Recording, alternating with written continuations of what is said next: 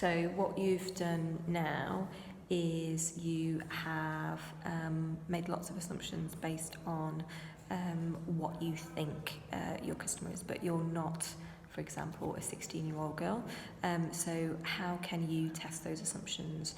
We're going to look at what your minimum viable product might be to test all of those assumptions, and so when you're actually in that test mode, you already know what you're expecting, and you can say, no, that was completely the opposite, and you can put a plan in place to actually get to those customers. So the first row that we're going to look at is you're going to choose from either the buyer of your product, the decision maker, or the consumer. So you've chosen the consumer, and your assumptions are about Tina, the 16-year-old girl with the hearing impairment, is that she wants to gain qualifications. That's a key assumption. That she wants to be independent, and that she wants to get a job. So yeah, really, really key assumptions that you've made there. And maybe that'll be true for some, or we have to try and figure out how we can get that information and either back it up or disprove it. So if you were to sit opposite Tina with a cup of tea here, what is she going to say when you say, does she want to gain qualifications? So she's just finished school, and she doesn't want to go to college. She's got the prospect of sitting at home doing nothing and going on the dole. So what do you think her behaviour would be, her feedback would be on wanting to gain qualifications? If it was fun and possibly links and dancing. I'm just thinking of Tina, by the way. Yeah. So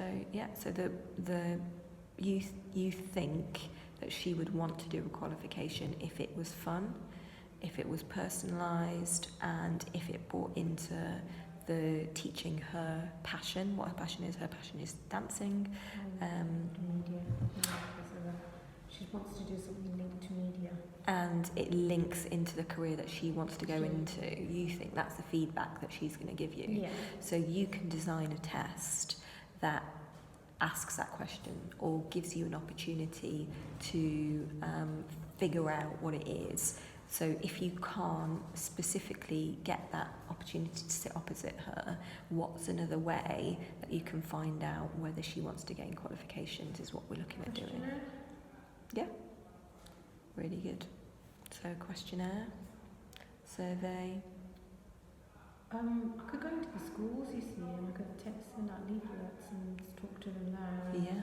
You get to speak to them. Yeah. So go into schools, seeing if there's anybody in your network who has a teenage, doesn't necessarily have to be a female teenager, but a teenager who's around that time or a little bit later, and looking at how they felt when they were 16, or how you think they're going to feel when they are 16, or if they are 16, how they feel right now, and what's going on with them, and just be really open to listening to what they say.